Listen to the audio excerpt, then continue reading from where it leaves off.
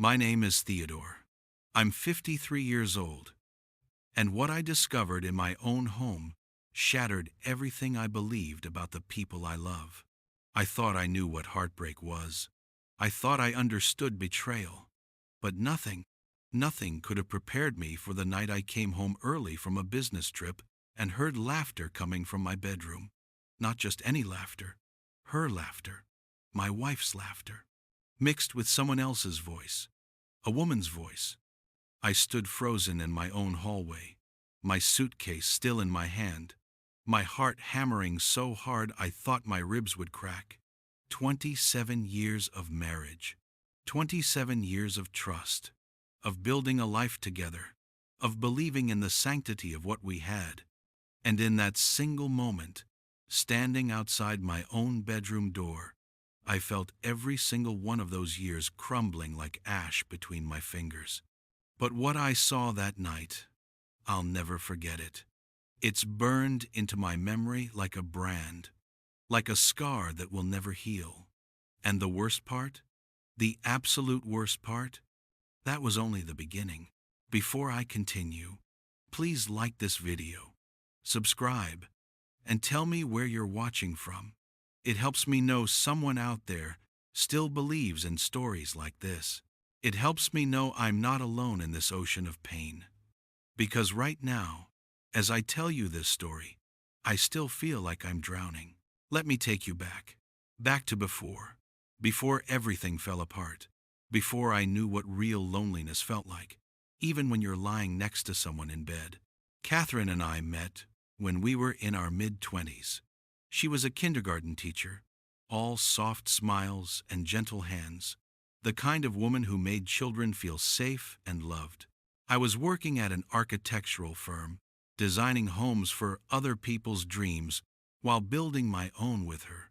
We got married after dating for 3 years. It was a small ceremony, intimate, just family and close friends. She wore a simple white dress and wildflowers in her hair, and when she looked at me and said, "I do," I believed we would be forever. We settled into a beautiful rhythm. Our brownstone in the city became our sanctuary. Every morning, I'd wake up at 6, make coffee for both of us. She liked hers, with 2 sugars and a splash of cream. I'd watch her stir it slowly, still half asleep, her hair messy and beautiful. We'd sit at the kitchen table and talk about our days ahead. Small things, normal things. I have a parent-teacher conference at 3. I need to finish the Henderson project proposal. Things that seemed so important then. Things I'd give anything to have back now. Weekends were ours. We'd walk through the farmer's market on Saturday mornings, her arm linked through mine, stopping to smell the fresh flowers, picking out vegetables for dinner. She loved cooking. God, she loved cooking. The house would fill with the smell of garlic and rosemary, and I'd come up behind her at the stove and wrap my arms around her waist, and she'd lean back into me, and everything felt right. Everything felt like home. We tried for children. For years, we tried. The tests, the procedures, the hope that would build up month after month, only to come crashing down. The miscarriages nearly broke us, but we held on to each other. We decided that if it was just going to be us, that would be enough. We had each other. We had our love. We had our life. I trusted her completely, utterly, without question. She was my best friend, my partner, my everything. When she started spending more time with Sienna, her new colleague at the school, I was happy for her. Catherine had always been somewhat introverted, and seeing her light up when she talked about their friendship made me smile. Sienna was younger, maybe in her early 30s, vibrant and full of energy. She taught second grade, and Catherine would come home with stories about their lunch conversations, about Sienna's perspectives on teaching methods, about their shared love of poetry and art. "I'm so glad you have a friend like that," I told her one evening. We were sitting on the couch, her feet in my lap, me absently massaging them while she scrolled through her phone. She looked up at me and smiled. That smile. God, I loved that smile. She's wonderful, Theodore. Really special. I think you'd like her too. I'm sure I would, I said. And I meant it. I was genuinely happy that my wife had found a kindred spirit. But soon, I started noticing small things that didn't make sense. Catherine started coming home later. Sienna and I are working on a new curriculum project, she'd explain. Her phone would buzz constantly, and she'd glance at it with a small smile I didn't recognize. She started dressing differently, more carefully, more thoughtfully. New perfume. Subtle, but different. When I'd reach for her at night, she'd turn away sometimes, claiming exhaustion. Long day, honey. I'm so tired. I told myself it was nothing. Work stress.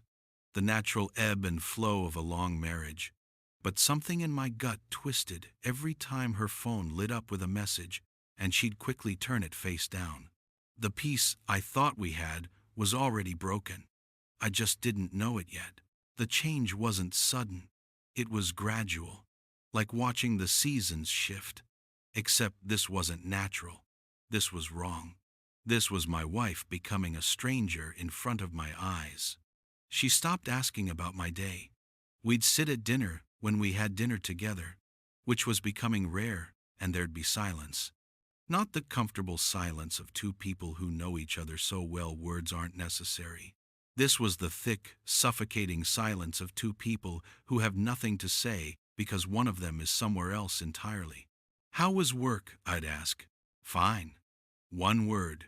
Her eyes on her plate. Anything interesting happen? Not really. Another bite of food. No eye contact. I'd watch her across the table and feel like I was looking at someone I'd never met. Where did she go? Where was my Catherine? The woman who used to tell me every detail of her day, who used to laugh at my terrible jokes, who used to look at me like I was the only person in the room. She stopped smiling at me. Not completely, she'd still give me these polite, distant smiles, the kind you give a coworker or a neighbor. But the real smiles, the ones that reached her eyes and made them crinkle at the corners, those were gone. Or rather, they weren't gone. They were just reserved for someone else. I'd see them flash across her face when she'd look at her phone. Quick, suppressed, but there, definitely there. One night, about 3 months into this shift, I came home and heard her on the phone. She was in our bedroom with the door closed, and I could hear her voice, low and intimate, in a way she hadn't spoken to me in months. I know. It's hard. I wish things were different too. I stood outside the door, my hand on the knob, feeling like an intruder in my own home. No, he doesn't suspect anything. Theodore's too trusting. He always has been. My blood turned to ice. My hand dropped from the doorknob. I walked away quietly, went downstairs, sat on the couch in the dark. Too trusting. The words echoed in my head like a curse. When she came down 20 minutes later, I pretended I'd just gotten home. "Oh, you're here?" She seemed startled, almost guilty. "I didn't hear you come in." "Just got here. Traffic was bad." The lies came so easily. When did we become people who lied to each other? The next few weeks were torture. I watched her like a hawk, hating myself for it but unable to stop. I checked her phone once when she was in the shower. It was password protected now. It had never been password protected before. When I asked her about it, trying to keep my voice casual, she shrugged. "Oh, the school recommended it. Security thing.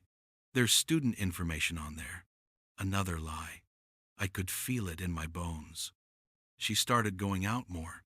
Girls' night with Sienna and some other teachers. She'd come home at midnight, sometimes later, with glassy eyes, and kiss me on the cheek with breath that smelled like wine and secrets. Our physical relationship died completely. When I'd reach for her, she'd stiffen. "I'm not in the mood, Theodore. I have a headache. I'm just not feeling well." The excuses piled up like bricks in a wall between us. I tried to talk to her, really talk to her. One Saturday morning, I made her favorite breakfast blueberry pancakes with maple syrup, fresh coffee, orange juice. I set it all up on the table and asked her to sit with me. Catherine, we need to talk. Something's wrong. I can feel it. Please, just talk to me. She looked at me then, really looked at me, and for a moment I saw something in her eyes. Guilt, sadness, fear, but then she shuddered it away. Nothing's wrong, Theodore. You're being paranoid. Maybe you're the one with the problem. Maybe you're going through something. She turned it around on me, made me doubt myself, made me feel crazy for noticing that my wife had fundamentally changed. I talked to my best friend, Raymond. We'd known each other since college. I trusted him completely. Ray, I think something's going on with Catherine. She's different, distant, secretive. He put his hand on my shoulder, concern in his eyes. Theodore, man, you're imagining things. Catherine loves you. You guys have been together forever. Maybe it's just a rough patch. Every marriage has them. Give her some space. It'll work out. Everyone told me the same thing. My sister, my colleagues, even our mutual friends. You're being paranoid. You're too suspicious. Marriage goes through phases. But I knew, deep in my gut, in that place that knows truth, even when your mind refuses to accept it, I knew something was catastrophically wrong. Until one night, I saw something that made my heart stop. It was a Tuesday. I'd been working late, trying to finalize designs for a new project. I came home around 10 p.m., exhausted, ready to crawl into bed. The house was dark, except for a light in the living room. I walked in quietly and saw Catherine on the couch. She had her laptop open, and she was video chatting with someone. I couldn't see the screen from where I was, but I could hear her voice. That voice. The voice I hadn't heard her use with me in months. Warm, affectionate, full of longing. I miss you so much. I wish you were here right now. I stepped closer, and she must have heard me because she slammed the laptop shut so fast it's a wonder the screen didn't crack. Theodore, you scared me. Who were you talking to? My voice was steady, but my hands were shaking. Sienna. Just Sienna. We were discussing tomorrow's lesson plan. It didn't sound like a lesson plan conversation. Well, it was. What are you trying to say? She stood up, defensive, angry. How dare I question her? How dare I not trust her? But the next morning, the evidence was right in front of me and I couldn't ignore it anymore. I didn't sleep that night. I lay next to Catherine in our bed, the bed we'd shared for over 2 decades, and listened to her breathe, even breaths, peaceful. She was sleeping soundly while I was being torn apart from the inside. Maybe I was crazy, maybe I was paranoid, maybe there was a reasonable explanation for everything and I was just being a jealous, insecure husband going through some kind of midlife crisis. I went through every possibility in my head, trying to explain away what I'd heard, what I'd felt, what I knew in my bones. Maybe she and Sienna really were just close friends. Maybe women just talked differently to each other. Maybe I was being possessive and controlling, and this was my problem, not hers. But then why the password on her phone? Why the secrecy? Why the distance? Why had my wife, the woman who used to curl up against me every night, started sleeping on the very edge of the bed, as far from me as possible without falling off? The next morning, Catherine left early for school. She kissed my cheek, cold, perfunctory, and was out the door before I finished my coffee. I sat at the kitchen table, staring at nothing, feeling the walls of my life closing in. I decided to do something I'd never done before, something that made me feel sick even as I did it. I logged into our cell phone account online. We were on the same plan, had been for years. I'd never had a reason to look at her call logs before. I'd never had a reason not to trust her. The screen loaded, and my stomach dropped. Hundreds of calls, hundreds of texts, all to one number, Sienna's number. I knew it because Catherine had mentioned it once, saying I should save it in case of emergency. The logs went back months. Calls that lasted hours. Texts at all hours of the day and night. 3 a.m., 4 a.m. While I was sleeping next to her, she was texting someone else. I felt like I couldn't breathe. The kitchen spun around me. I gripped the edge of the table to steady myself. But it was just friendship, right? Women texted their friends all the time. This was normal. This was innocent. I was being ridiculous. Except it wasn't innocent. Not with the way Catherine had changed. Not with the secrets. Not with the distance. Not with the way she'd said, "I miss you so much," with more emotion than she'd shown me in half a year. I called Raymond again. "Ray," I looked at the phone records. "She's talking to Sienna constantly. Every day. All night. Something's going on." There was a long pause on the other end of the line. "Theodore, are you sure you want to go down this road? Sometimes it's better not to know. Sometimes ignorance is bliss. Are you seriously telling me to just ignore this? I'm telling you to think carefully. If you're wrong, you'll damage your marriage irreparably. If you're right, well, you need to be prepared for what you might find." I wasn't prepared. How could anyone be prepared for this? I talked to my sister, Lydia. She was always the practical one, the one who saw things clearly. "Lydia, I think Catherine might be having an affair." She sighed heavily. "With Sienna? Theodore, I know you're hurting, but Catherine's not gay. She's been married to you for almost 3 decades. You're letting your insecurities get the better of you. But what if... No. Stop it. You're spiraling. Go talk to your wife. Actually communicate with her, instead of spying on her phone records like some kind of paranoid lunatic. That's what's going to destroy your marriage, not some imaginary affair." Everyone made me feel like I was losing my mind. Maybe I was. Maybe the stress at work was getting to me. Maybe I was projecting my own fears onto an innocent situation. Maybe I was the problem. I tried to push it all away. I tried to go back to normal. For 2 weeks, I didn't check the phone records. I didn't question Catherine. I tried to be the husband she needed, the man she fell in love with all those years ago. I made dinners, suggested dates, tried to reconnect. But she was already gone. Even when she was sitting right next to me, she was gone. One evening, we were watching a movie. Some romantic comedy she'd picked. I reached over and took her hand. She let me hold it, but it was limp, lifeless, no response. I squeezed gently, and she pulled away. Sorry, my hand was falling asleep. Such a small thing. Such a devastating thing. That night, after she fell asleep, I went down to my office and cried. I'm not ashamed to admit it. I sat in the dark and cried like a child, mourning something I couldn't even name yet. The death of my marriage, the death of trust, the death of the future I thought we were building together. I wanted to be wrong so badly it physically hurt. I wanted to wake up and have this all be a nightmare, some cruel trick my mind was playing on me. I wanted my wife back. I wanted the woman who used to look at me like I hung the moon. I wanted the life we had before Sienna came into the picture. But wanting something doesn't make it true. The guilt ate at me. Was I not enough? Had I failed as a husband? Was I boring? Was I not attentive enough? Did I work too much? Did I not appreciate her enough?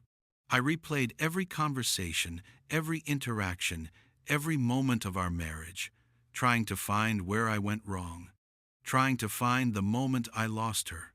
I lost weight. I couldn't eat. Food tasted like ash in my mouth.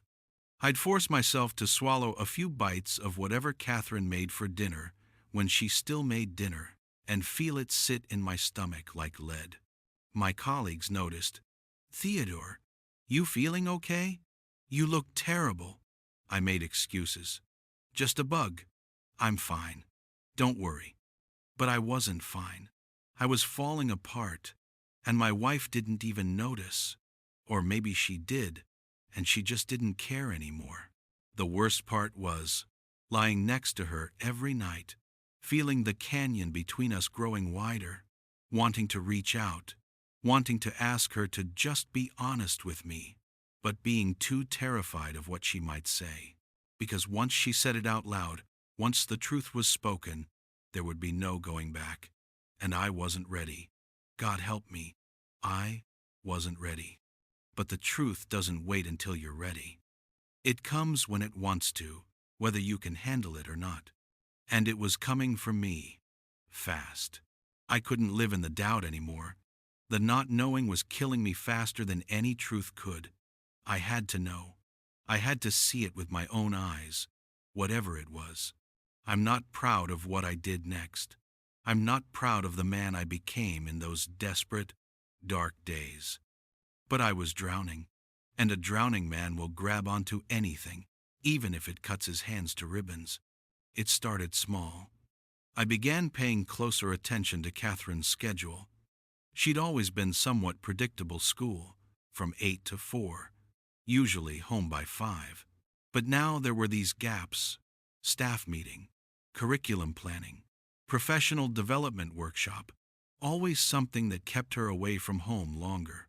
I verified one of her stories. Just one. I called the school, pretending to be following up on something. "Oh yes, my wife Catherine mentioned there was a professional development workshop last Thursday evening. I wanted to check what time it ended so I could pick her up." The secretary sounded confused. "Thursday? No, sir. There was no workshop Thursday. We haven't had evening workshops this semester." The lie confirmed. My blood ran cold. I had a business trip scheduled to Chicago. 3 days, 2 nights. Important client meetings. I'd been planning it for months. Catherine knew about it. 2 weeks before I was supposed to leave, she asked me about it casually over breakfast. "So, Chicago next month? You're leaving on the 15th? "Yeah." Early morning flight. Something flickered in her eyes. Something that looked like relief. "How long will you be gone?" "Back on the 17th. Late evening flight." "Okay. Good. I mean, good that you know your schedule." But I saw it. That flash of relief. The calculation in her eyes. 3 days. She'd have 3 days without me there. That's when I made my decision. I wasn't going to Chicago. I went through all the motions. I packed my bag. I confirmed my flights publicly. I talked about the client meetings I had to prepare for. On the morning of the 15th, I kissed Catherine goodbye. She barely looked up from her phone, grabbed my suitcase, and left the house. But I didn't go to the airport.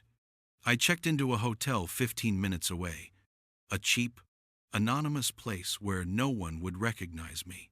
I paid in cash. I sat in that sterile room and felt like a stranger to myself. What had I become? What was I doing? But I couldn't stop. I was already in motion, a boulder rolling downhill, and there was no stopping until I crashed. I'd installed a security camera in our home months ago, after there had been some break-ins in the neighborhood.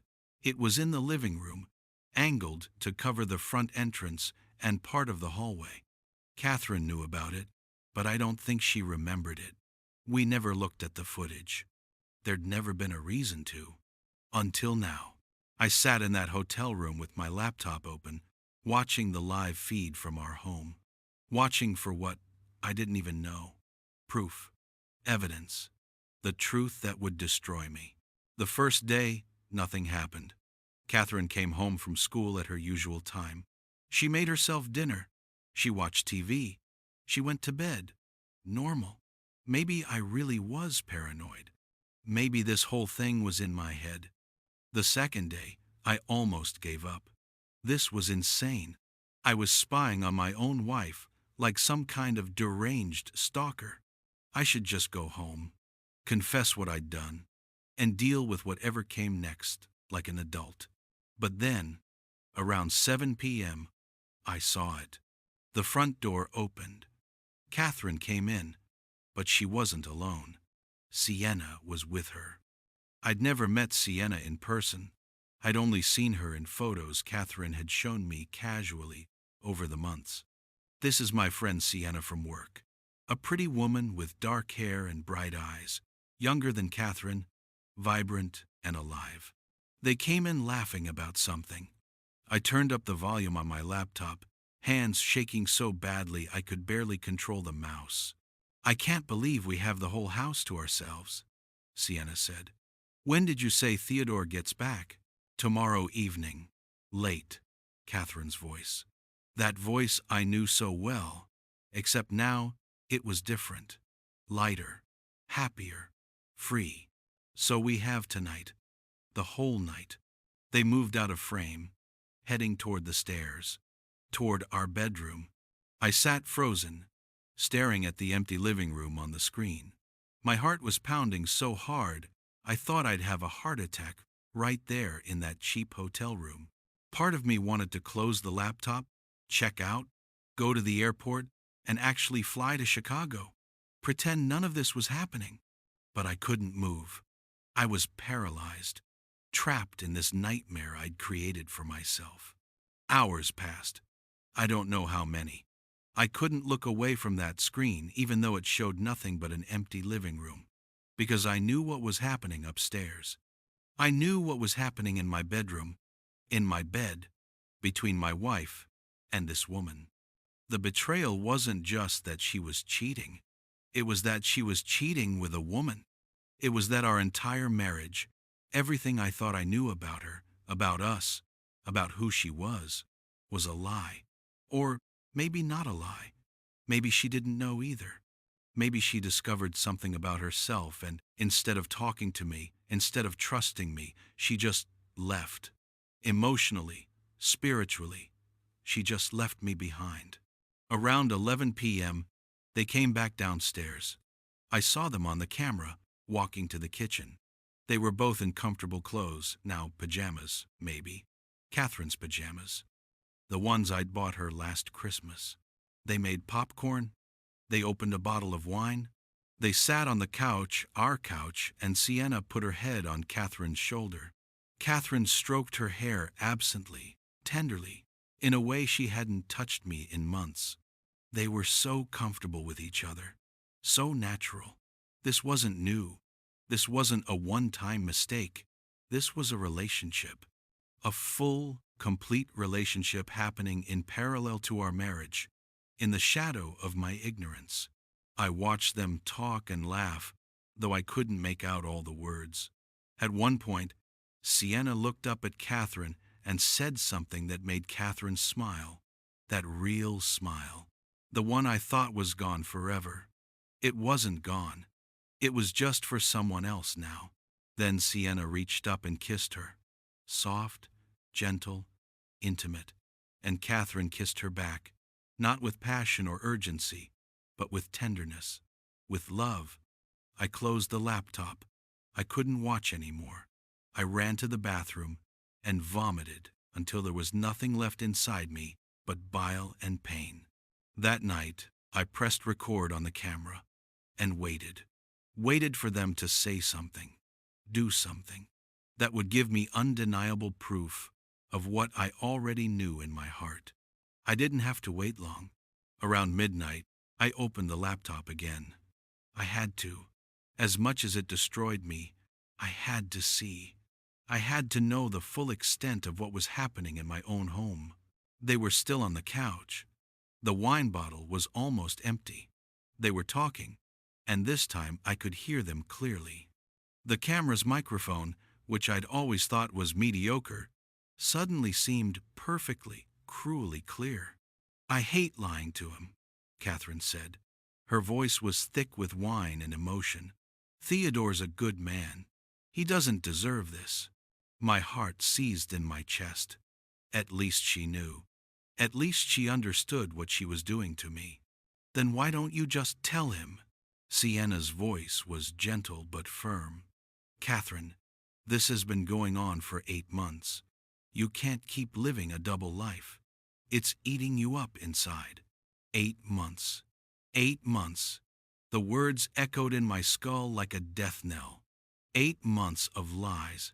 8 months of her being with someone else while I slept next to her every night, like an oblivious fool. I know I need to tell him. But how do I explain this? How do I tell my husband of almost 30 years that I'm in love with a woman? That I think I might have always been attracted to women but buried it so deep because that's what I was supposed to do? Marry a man? Be normal? Be acceptable? Her voice broke on the last word, and I heard her start to cry. Sienna pulled her close, and I watched my wife sob in another woman's arms. You're not being fair to him, Sienna said softly, or to yourself, or to us.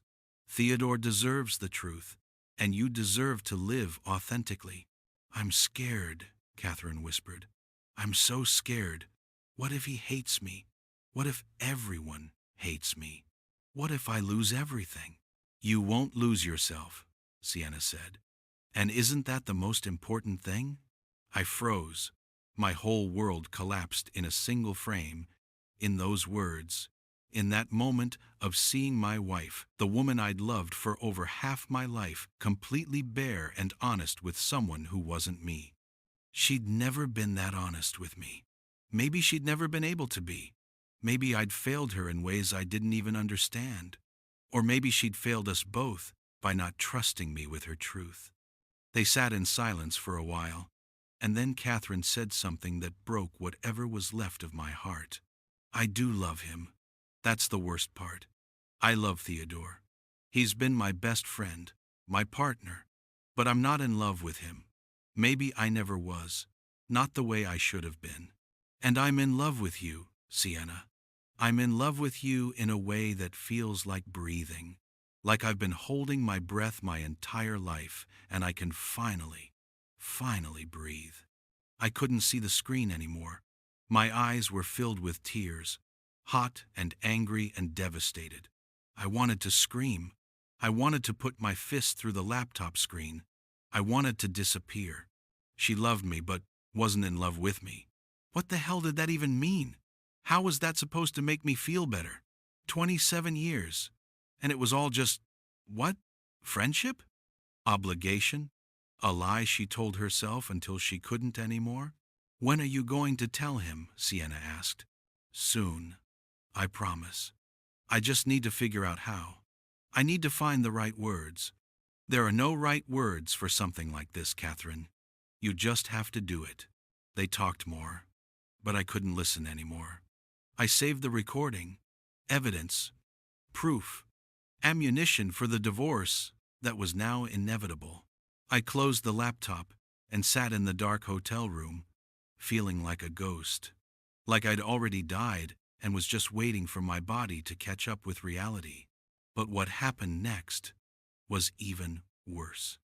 Because as I sat there in my pain, my phone rang. It was 3 a.m. Who calls at 3 a.m? It was Raymond. Theodore, man, where are you? I went by your house. Your car's not there, but I saw lights on. Is everything okay? Why was Raymond at my house at 3 a.m? I'm in Chicago. Business trip. Why were you at my house?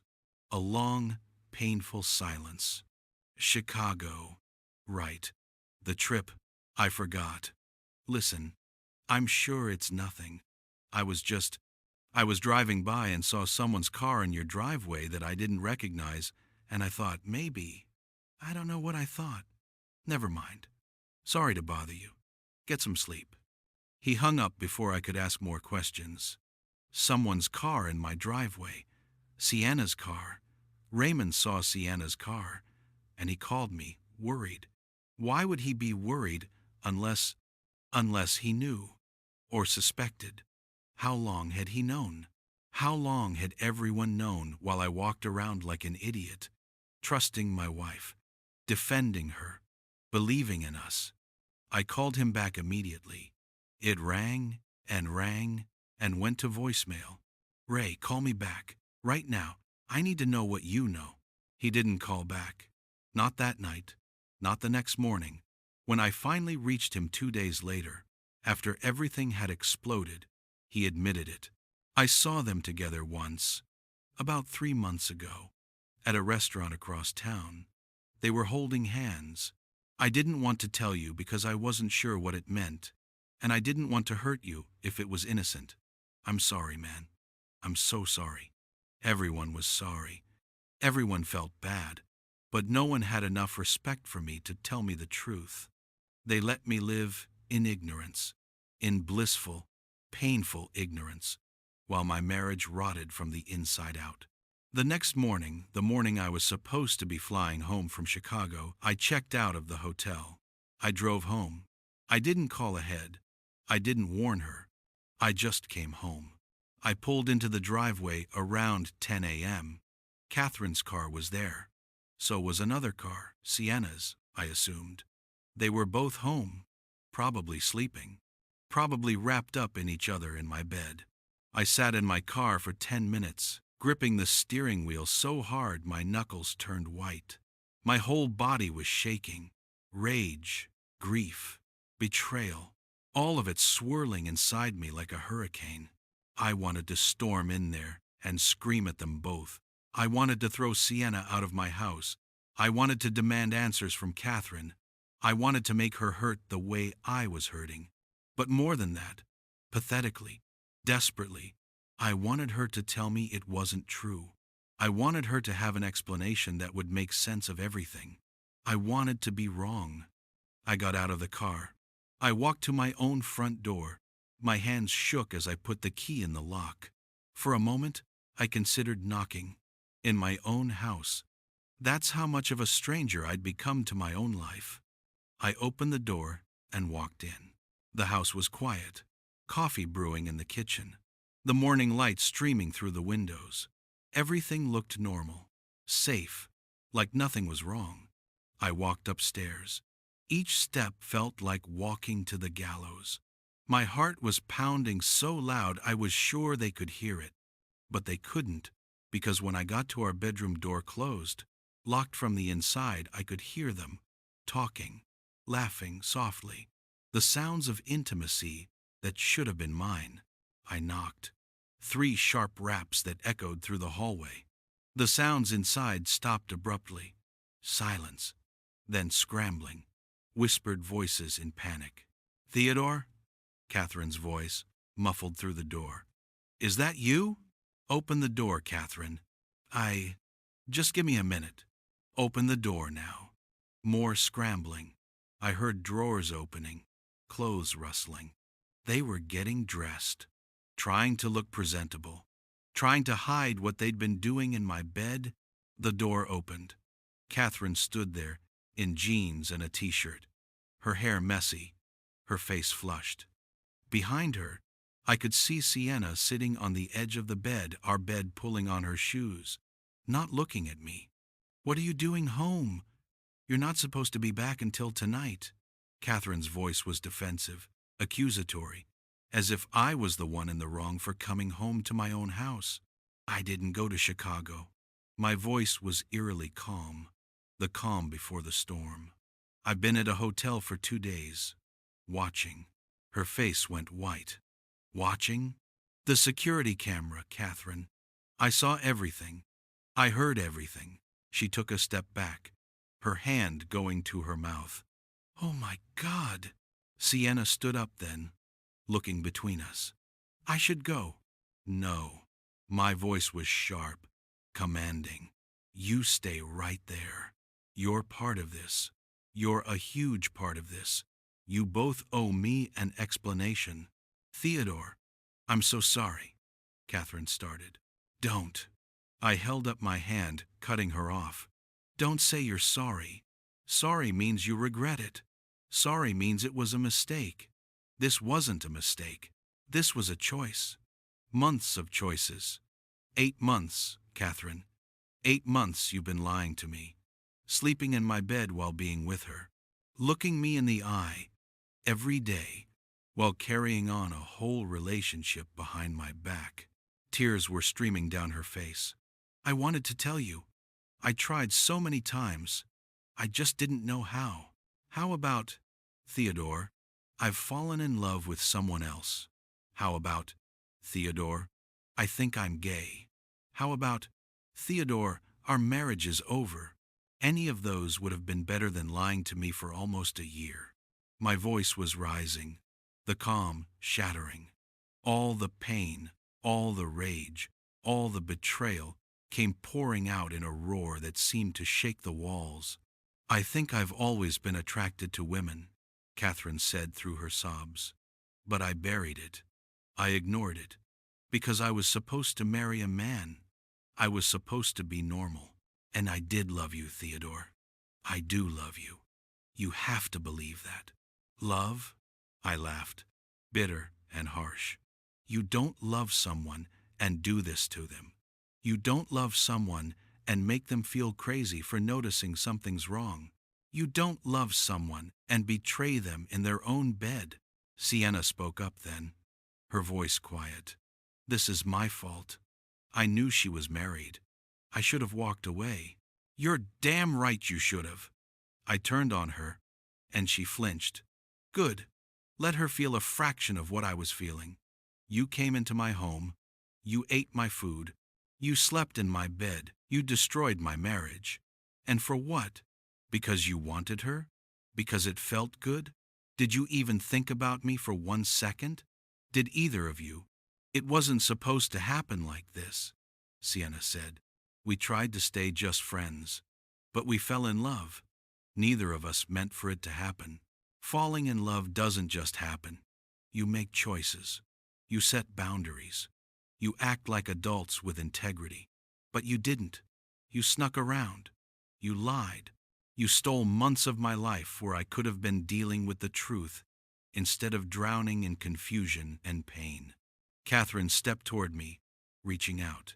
Theodore, please, let's talk about this. Let's figure it out. Figure it out? I stepped back, away from her touch. What's there to figure out? You want to be with her. You don't want to be with me. It's pretty fucking simple. It's not simple, she said. Our whole life is intertwined. The house, our friends, our families. We can't just what? Get divorced? Yes, we can. That's exactly what we're going to do. You think I want to stay married to someone who betrayed me this completely? You think I can ever trust you again? Every time you're late, every time your phone rings, every time you smile at someone, I'll wonder, I'll question, I'll doubt. That's not a marriage. That's a prison. I looked at Sienna then. Get out of my house. Get out right now and don't ever come back. She grabbed her bag and practically ran out of the room. I heard her footsteps on the stairs, heard the front door open and close. She was gone. At least one of them had the decency to leave when told. Catherine and I stood there, facing each other across the rubble of our marriage. She was crying. I was past crying. I was empty, hollow, like something essential had been scooped out of me, and all that was left was the shell. I never meant to hurt you, she whispered. But you did. You destroyed me. You took everything I believed in love, trust, partnership, and you ground it into dust. And for what? To figure yourself out? To find your truth? What about my truth, Catherine? What about the life I thought we were building together? I'm sorry. I'm so sorry. Stop saying that, I shouted. Your sorry doesn't fix anything. It doesn't give me back the months I spent wondering what was wrong with me. It doesn't erase the images in my head of you and her in our bed. It doesn't make me feel like less of a fool for trusting you. I turned away from her, unable to look at her face anymore. I want you out.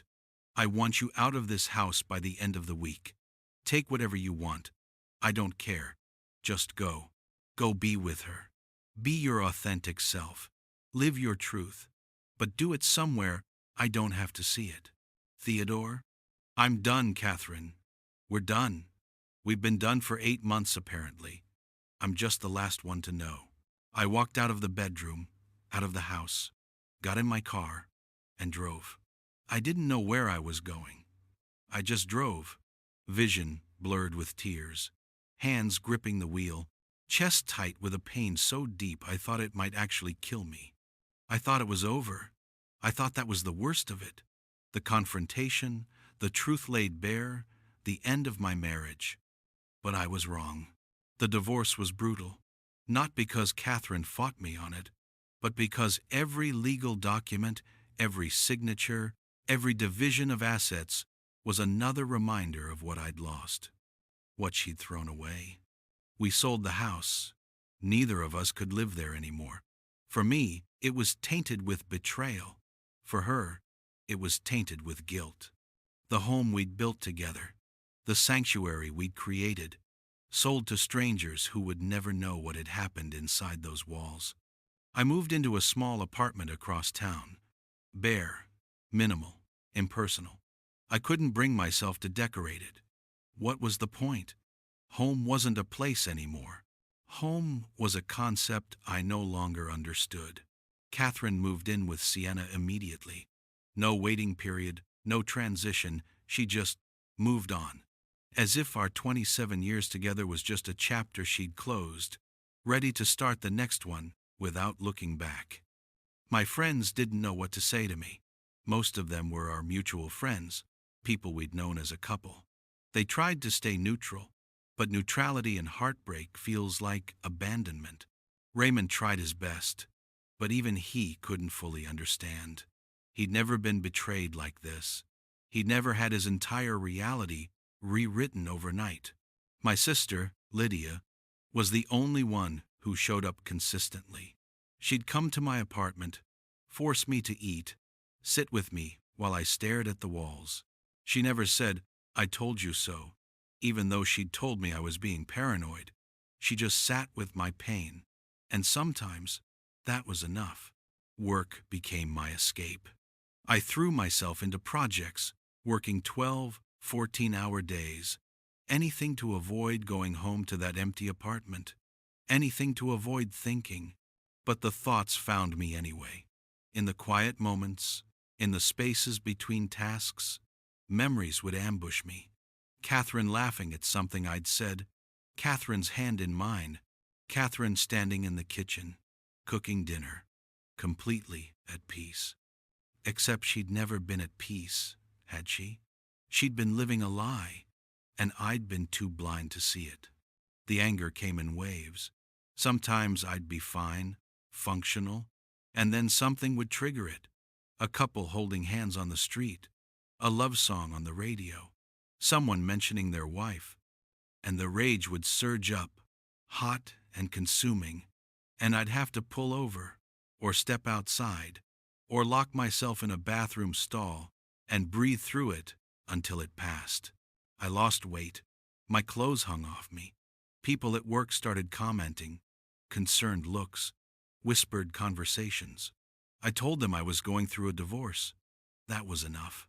Everyone understood divorce. They didn't need to know the details. They didn't need to know about the security camera footage I'd watched over and over like a masochist, punishing myself with images I couldn't unsee. Catherine tried to reach out a few times. Texts, mostly. "I hope you're doing okay. I never wanted things to end this way. Can we talk?" I ignored them all. What was there to say? What conversation could possibly help at this point? My therapist, yes, I finally started seeing a therapist, told me I needed to process the grief, that this was like a death. The death of my marriage, the death of the future I'd envisioned, the death of the Catherine I thought I knew. She was right. It was exactly like a death, except the person was still alive, still out there living their best life, while I was trapped in this pit of pain. "Do you think you'll ever forgive her?" my therapist asked one session. Forgive her for what? For being gay? For figuring out who she really is? Or for lying to me for 8 months while she figured it out? Any of it All of it. I thought about that for a long time. I don't know. Part of me understands. Part of me knows how hard it must have been for her to realize she'd been living a lie for so long. But the other part of me, the part that's hurt and angry and betrayed, that part doesn't care. That part just feels like I wasted 30 years of my life on someone who couldn't even give me the courtesy of honesty. 30 years aren't wasted just because they ended. You had good times too, didn't you? Did I? Or were those good times also a lie? Was she pretending the whole time? Was she just going through the motions, playing the role of devoted wife, while secretly wishing she was somewhere else with someone else? You'd have to ask her that. I don't want to ask her anything. I don't want to talk to her. I don't want to see her. I just want to move on. I just want this pain to stop. But pain doesn't stop just because you want it to. It lingers. It follows you. It wakes you up at 3 a.m. with a crushing weight on your chest. It sits next to you at dinner, an unwelcome companion in your solitude. 6 months after the divorce was finalized, I ran into them, Catherine and Sienna, at a grocery store, of all places. They were shopping together, laughing about something, their cart full of food for a life I wasn't part of. They looked happy, genuinely, radiantly happy. Catherine saw me first. Her smile faded. Theodore. Hi. Catherine. I couldn't bring myself to acknowledge Sienna. I couldn't even look at her. How are you? Such a stupid question. Such an inadequate question. I'm alive. That's about all I can say. She looked pained. I really am sorry. For everything. I know that doesn't help, but I am. You're right, it doesn't help. I pushed my cart past them, my few items rattling in the basket. Bachelor food, frozen dinners and coffee. Theodore. Wait. I stopped, but I didn't turn around. I hope you find happiness. I really do. You deserve it. I laughed, sharp and bitter. Funny. I thought I had happiness. Turns out I was wrong. I walked away, left my cart in the middle of an aisle, and drove home. I sat in my car in the parking lot of my apartment building and let the rage and grief wash over me again. When would it stop? When would I stop feeling like this? When would I be able to think about her without this visceral, physical pain? My therapist said time. It takes time. But time felt like torture. Every day that passed was another day further from who I used to be, and I didn't recognize the man I was becoming. Angry, bitter, closed off, suspicious. Is this what betrayal does? Does it permanently damage your ability to trust, to love, to believe in anything good? And just when I thought life was returning to some semblance of normal, when I thought maybe I could start to heal, something unexpected happened. It was 5 years after the divorce, 5 years of slowly rebuilding my life. I'd started dating again, cautiously, carefully, nothing serious. I didn't know if I was capable of serious anymore, but I was trying. I was trying to believe that not everyone was Catherine, that not every relationship would end in betrayal. I'd bought a new house, small, but mine. I was decorating it slowly, making it feel like home, or at least like a place I could tolerate living. And then, on a cold Tuesday evening in November, my doorbell rang. I opened the door, expecting a delivery, or maybe a neighbor. What I found instead made my blood run cold and my heart break all over again. Catherine stood on my doorstep. But not the Catherine I remembered. Not the vibrant, happy woman I'd seen at the grocery store years ago. This Catherine was hollow, thin, worn down by something I couldn't name. Her clothes were dirty and ill-fitting. She had a backpack at her feet and a desperation in her eyes that made my stomach turn. Theodore, her voice cracked. I'm so sorry to show up like this. I didn't know where else to go. I should have slammed the door. I should have told her to leave, to never contact me again. But I couldn't move. I just stood there, staring at the ghost of my past standing on my doorstep. "What happened to you?" The words came out before I could stop them. She started crying, quiet, defeated tears that rolled down her cheeks without any attempt to wipe them away. Everything fell apart. Sienna left me 2 years ago. She met someone else, someone younger.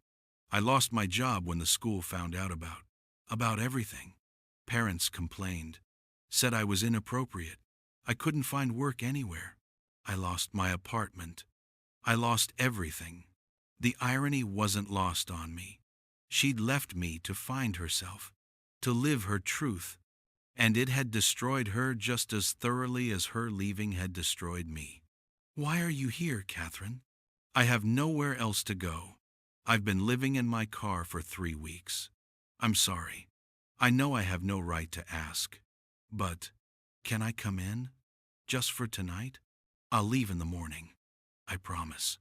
Every fiber of my being screamed at me to say no, to tell her she'd made her choices and now she had to live with them, to close the door on her the way she'd closed the door on our marriage. But I couldn't. Despite everything, despite the pain and the rage and the years of therapy, I couldn't leave her on the street. I wasn't that person. I wouldn't let her betrayal turn me into someone cruel. "One night," I said, stepping aside. "That's all I'm offering." She nodded, grabbing her backpack and shuffling inside. She looked around the house, taking in the space that was so different from the home we'd shared. "It's nice. It suits you. Don't, Catherine. Don't try to make small talk like we're old friends catching up. You're right. I'm sorry." We stood in awkward silence. Finally, I gestured to the couch. "You can sleep there. I'll get you some blankets." "Thank you. You don't know what this means to me." "Don't thank me. I'm not doing this for you. I'm doing it because I'm not the kind of person who lets someone freeze on the street, even if they deserve it." She flinched at that, but she didn't argue. She just sat on the couch, small and broken, and waited while I got bedding from the closet. I made her a sandwich and gave her some water. She ate like she hadn't had a meal in days. Maybe she hadn't. I didn't ask. I didn't want to know the details of how far she'd fallen. After she'd eaten, she looked up at me with those eyes I'd once loved so much. "I know you hate me. You have every right to. But I need you to know, I regret it. All of it. The lying, the cheating, the way I handled everything. If I could go back and do it differently, I would. But you can't go back. None of us can. We can only live with the choices we made. I know, and I've been living with them every day. The guilt, the shame, the loneliness. Sienna leaving me felt like karma, like the universe was punishing me for what I did to you. And maybe I deserved it. Maybe this is exactly what I deserve." I sat in the chair across from her, exhausted. "I don't believe in karma. I think bad things happen to everyone, regardless of whether they deserve it. You didn't deserve to lose everything, just like I didn't deserve to be lied to for 8 months. Life just happens, and we deal with it or we don't. You're dealing with it better than I am." "Am I? You can't see inside my head, Catherine. You don't know how many nights I still wake up angry. How many times I've questioned every relationship I've tried to have since you. How many times I've wondered if I'm even capable of trusting someone again. I'm so sorry. I never wanted to damage you like that. But you did. That's the consequence of betrayal. It doesn't just end when the relationship ends. It echoes forward. It changes you fundamentally." We sat in silence for a while. Then she said, "Did you ever think about what you would do if you saw me again?" I imagined it. Imagined telling you off. Finally saying all the things I never got to say. Imagined you begging for forgiveness and me refusing to give it. But I never imagined this. I never imagined you broken and homeless, and me still not knowing how to feel about it. How do you feel about it? I thought about that. Really thought about it. Sad. For both of us. For what we lost. For what you lost. Angry still, yes, but mostly just sad. We were supposed to grow old together. We were supposed to be each other's safe place. And instead, we're here. Strangers in different lives. Connected only by shared pain. She started crying again. Harder this time. I ruined everything. I ruined us. I ruined me. And I can't take it back.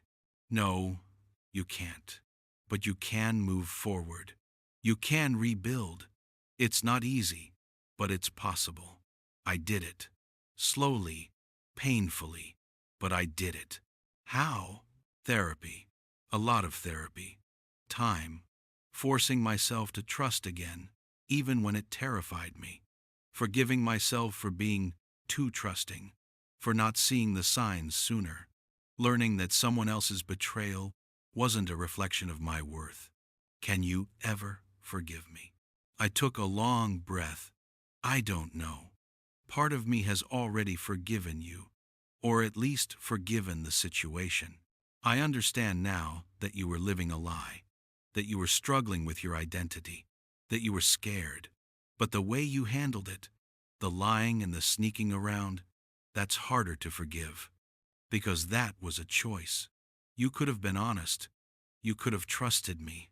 I was scared you'd hate me. I did hate you. For a while, I absolutely hated you. But I don't anymore.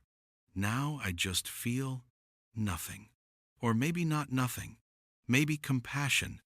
Maybe understanding. But not love. Not anymore. That died 5 years ago. She nodded, wiping her eyes. I don't expect you to love me. I don't expect anything from you. I'm grateful you didn't turn me away tonight. Tomorrow, you need to figure out your next step. There are resources, shelters, social services. I'll help you find them. But you can't stay here. This isn't your home anymore. I understand. She curled up on the couch, pulling the blankets around her, and closed her eyes. I watched her for a moment. This woman who used to be my whole world, now reduced to a guest in my home for one night. Then I went upstairs to my bedroom and closed the door. I didn't sleep. I lay in bed, processing everything. The doorbell ringing, Catherine's appearance, the conversation we'd had, and I realized something. I wasn't angry anymore. Somewhere along the way, without noticing, I'd let go of the rage. It wasn't about forgiveness exactly. It was about realizing that holding on to that anger was only hurting me. Catherine's betrayal had nothing to do with my worth as a person, as a husband. It had to do with her own journey, her own struggles. And while the way she handled it was wrong, the situation itself was tragic for both of us. I thought about the last 5 years, the therapy sessions, the dates that didn't work out, the slowly growing confidence that maybe I could trust again. The way I'd learned to be alone without being lonely. The way I'd rebuilt a life that was mine, that wasn't defined by being someone's husband. If something feels wrong, trust your instincts. That's what I learned. I knew something was wrong long before I had proof. My gut told me, my intuition screamed at me, but I let others convince me I was paranoid. I let my fear of being wrong override my sense that something was deeply, fundamentally, not right. If I could go back and tell myself one thing, it would be this. Trust yourself. Your feelings are valid. Your concerns are valid. Don't let anyone gaslight you into thinking you're crazy for noticing changes in your partner. And if you discover betrayal, know that it's not your fault. It's not a reflection of your inadequacy. It's a reflection of their choices. And for those who are struggling with their identity, their sexuality, their truth, please, be honest. The short-term fear of coming out, of being authentic, is nothing compared to the long-term damage of living a lie. Not just to yourself, but to the people who love you. Give them the chance to understand. Give them the chance to support you, or at least to part ways with honesty and dignity. The next morning, I woke up to the smell of coffee. For a moment, I forgot. I thought I'd imagined everything. But when I went downstairs, Catherine was in my kitchen, making coffee like she used to do all those years ago. "I hope you don't mind," she said. "I couldn't sleep, so I thought I'd make myself useful." "It's fine." We sat at the kitchen table, drinking coffee in silence. Then she said, "I'm going to go to a women's shelter downtown. I called this morning. They have space for me." "That's good. That's a start." "Theodore, thank you. Not just for last night, but for not being cruel. You would have had every right to be." I learned something these past 5 years. Being cruel might feel satisfying in the moment, but it doesn't actually make you feel better. It just makes you cruel. And I don't want to be that person. She nodded. "You're a good man. You always were. I'm sorry I couldn't appreciate that when I had you." After she left, I stood at the window and watched her walk down the street, backpack on her shoulders, heading toward whatever came next. I felt peaceful. Not happy, exactly, but at peace. The chapter was finally, truly closed. And that's not the only lesson I learned that year. I learned that healing isn't linear. I learned that you can forgive without reconciling. I learned that someone's truth doesn't invalidate your pain. I learned that I'm stronger than I thought I was. And I learned that even when you think you'll never recover from heartbreak, even when you think the pain will never end, it does. Slowly, gradually, almost imperceptibly, it does. If this story touched your heart, please like this video, subscribe, and tell me in the comments where you're watching from and what time it is right now. It really means the world to me. I'm sharing this story not for sympathy, but because I know I'm not alone. Someone out there is going through something similar. Someone is questioning their relationship, noticing signs, feeling that instinct that something's wrong. Someone is dealing with betrayal. Someone is struggling with their identity and scared to be honest. To those people, I want to say, you're not alone. Your feelings are valid. Your pain is real, and you will survive this, whatever this is for you. If you're the one being betrayed, trust your gut. Seek truth, even when it's terrifying. Protect yourself. Get therapy. Lean on people who support you. And know that the betrayal says nothing about your worth and everything about the other person's choices. If you're the one hiding your truth, please, be brave enough to be honest. The people in your life deserve the truth. You deserve to live authentically. And there are ways to do that with compassion and integrity, even if it means difficult conversations and painful endings. Life is too short to live lies. Life is too precious to waste on deception and half-truths. Whether you're gay, straight, questioning, or anything else, be honest. With yourself first, and then with the people you love. I'm 53 years old now. I'm dating someone new. Someone I'm learning to trust, slowly, carefully. I'm building a life that's mine. I'm learning to laugh again. I'm learning to believe in goodness again, even after experiencing the worst kind of betrayal. If I can do it, you can too. That's the message I want to leave you with. No matter how dark it seems right now, no matter how impossible healing feels, you can do it. One day at a time. One step at a time. One breath at a time. Thank you for listening to my story. Thank you for being here. Please take care of yourselves. Trust your instincts. Live your truth. And be kind to each other, because we're all fighting battles no one else can see. If you want to hear more stories like this, hit that subscribe button. Tell me your thoughts in the comments. Let's build a community of people who support each other through the hard times. Where are you watching from? What time is it where you are? Drop a comment and let me know. It helps me feel connected to all of you out there and reminds me that even in our pain, we're never truly alone. Thank you.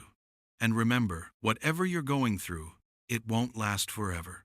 The pain will ease, the healing will come, and you will be okay. You will be okay.